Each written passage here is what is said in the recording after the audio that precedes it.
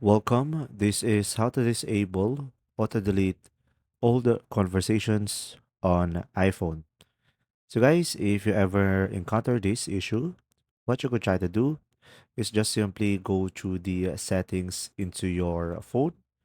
Now, once you are here, just simply scroll down and now go for the apps at the bottom. And now from here, you could just simply go to your messages or you could use the search bar at the top. Now, once you find it, go ahead and tap on messages. And now over here, guys, you could just simply go ahead and scroll down and you should be able to see here, keep messages. So as you can see, I have here forever.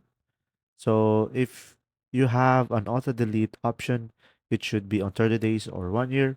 So guys, make sure to select forever so your messages will be permanently in the messages until you deleted it. But if you have toggled on the 30 days or 1 year, it means the auto delete is turned on. There you go.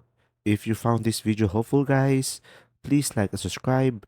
And if you have any questions, just simply go ahead and comment down below, and we will do our best to answer them all. And see you in the next video.